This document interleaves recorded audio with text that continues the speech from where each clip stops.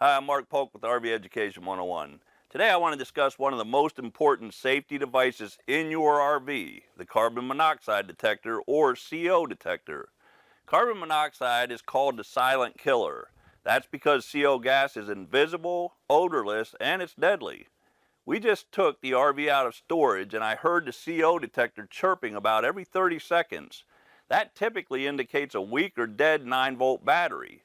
We installed a new battery and it still chirped every 30 seconds. When a safety device chirps like that, a light also illuminates, and if you look in the instructions for the device, the color and number of times it illuminates will help troubleshoot the problem. Ours flashed 2 red lights every time it chirped. On our model, 2 red lights flashing indicates the detector reached the end of its life and needs to be replaced. So that's what we're going to do right now. Something lots of RV owners and homeowners are not aware of is CO detectors and other safety devices have expiration dates. Ours was listed as October 2023, but it didn't last that long. That is why it's important you not only know what the expiration date is, but you test the device every time you use your RV. I look for the expiration date on all of our safety devices and write it on the front cover so it serves as a constant reminder. When you replace a CO detector, it's important to understand the replacement must meet standards for use in RVs. The reason is it's not in a climate-controlled environment like your house. There can be wide variations in temperatures and the device needs to be made for that. Our CO detector is hardwired into the RV's 12-volt system and we had a 9-volt battery as a backup. I liked knowing that if one power supply failed, there was a backup. So I searched the internet for an RV model that works on both power supplies. I couldn't find any except what looked like a used model on eBay. I found 12-volt hardwired models and I found 9-volt models. I opted for the hardwired model since the RV was already wired for it. Let's install the new model right now. The old model mounted on the wall covered the hole where the wiring is. This model has a flush mount design.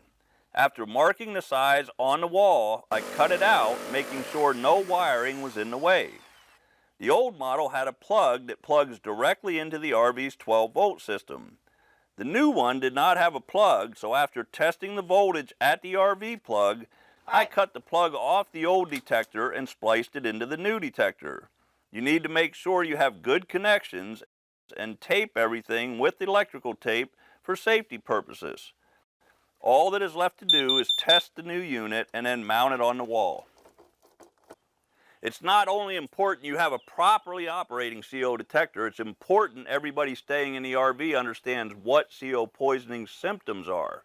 Carbon monoxide symptoms are similar to flu symptoms, but without the fever. Symptoms include dizziness, vomiting, nausea, muscular twitching, intense headache, throbbing in the temples, weakness and sleepiness, inability to think coherently. If you or anyone else in the RV experiences symptoms, you immediately get to fresh air.